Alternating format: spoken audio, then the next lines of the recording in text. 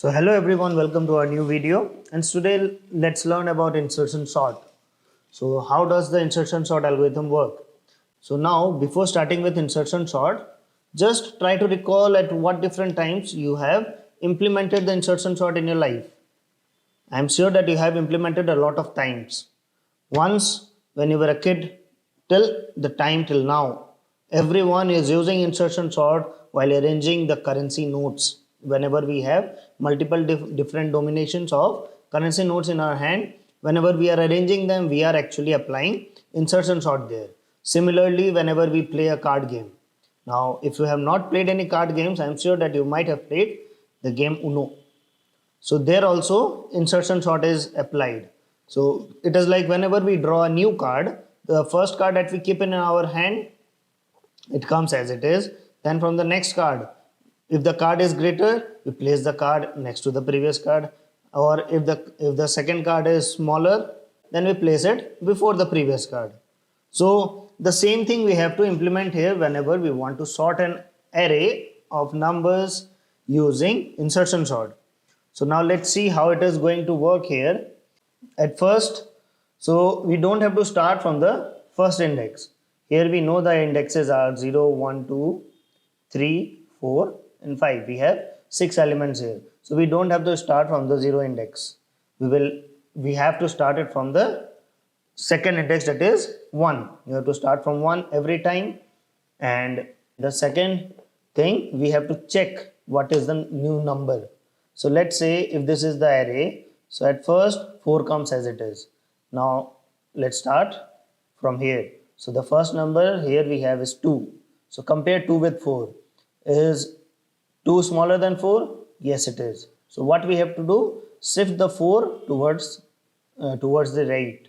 Now whichever value we are comparing, we will have a key variable which will be storing the number at that iteration.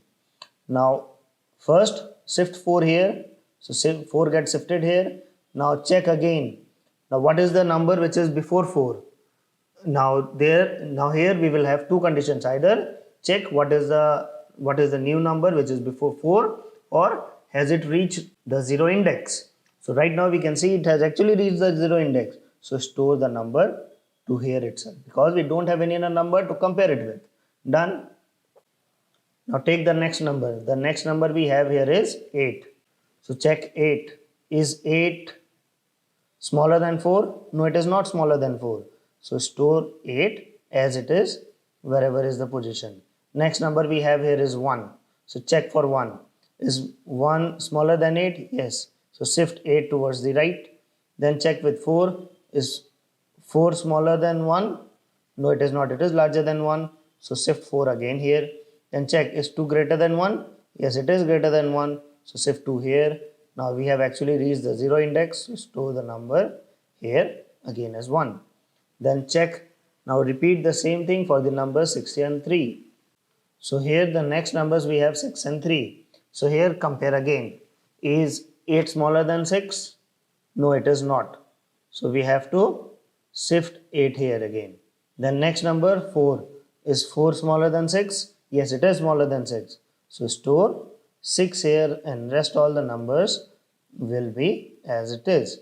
Then the last number that we have here is 3. So now it's time for 3. So is 8 greater than 3? Yes, it is greater than 3. So shift 8 here. Then check for the next number. Is 6 greater than 3? Yes, it is. So shift 6 here. Check, is 4 greater than 3? Yes, it is. So shift it here, and then now check here again. Is 4 greater than 3? Yes, it is. So shift 4 here. Is 2 greater than 3? No, it is not. So store 3 as it is here, and then here we have 2 and 1. So now we have the entire array which is sorted as 1, 2, 3, 4, 6 and 8. So this is it for today. In the next video we will see how we can implement this insertion sort in C language. And as of now, thank you very much for watching the video till the last. Please hit the like button if you like the video. If you have any doubts, please mention it in the comment section. And don't forget to subscribe to our channel, and please press the bell icon so that you get a notification whenever we upload a new video. So thank you very much. Stay tuned. Keep learning.